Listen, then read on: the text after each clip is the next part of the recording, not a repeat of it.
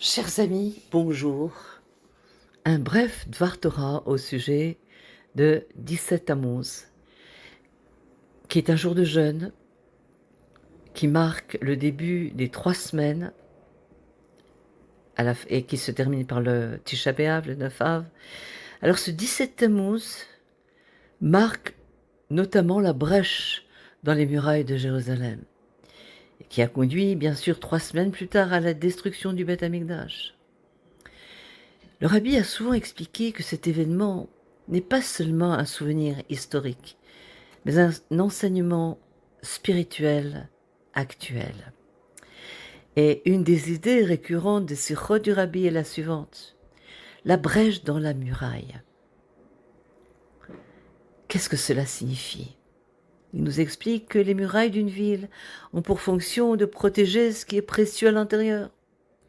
De la même manière, chaque juif possède une muraille spirituelle. La Torah, les mitzvot, la vigilance morale et la conscience de sa mission, sa shlichut.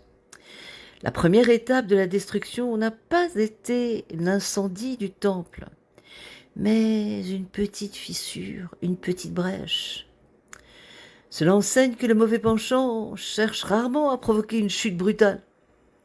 Il commence par une petite ouverture, un compromis qui paraît insignifiant. Et donc, bien sûr, si cette brèche n'est pas réparée immédiatement, elle peut s'élargir. Rabbi souligne donc que le travail du 17 Tammuz consiste à examiner où il existe dans notre propre vie de petites brèches, que ce soit dans l'Imouda Torah, dans la régularité dans la tfila, dans l'accomplissement des mitzvot avec simcha. D'ailleurs, on nous dit que le mois d'Av, on diminue la joie. On ne nous dit pas d'être triste, alors que les récits de tout ce qu'on a vécu durant ces périodes ne sont pas très réjouissants malgré tout. Eh bien, on nous dit diminue la joie. Et bien sûr, de voir ce qu'on peut faire dans Ben Adam la Chavero, dans notre relation avec autrui. Donc le message est positif. Une petite réparation suffit à commencer la reconstruction.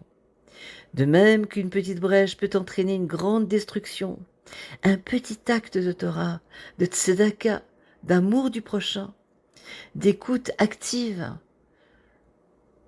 peut amorcer une grande délivrance.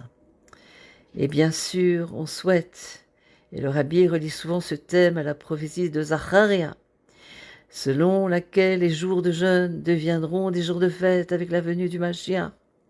Le but du jeûne n'est donc pas de rester tourné vers le passé, mais d'utiliser cette prise de conscience, Moudaout, pour renforcer notre service d'Hachem et bien sûr les arrêts et la Géoula, hâter la Géoula. À bientôt et Rak Besorot Tovot.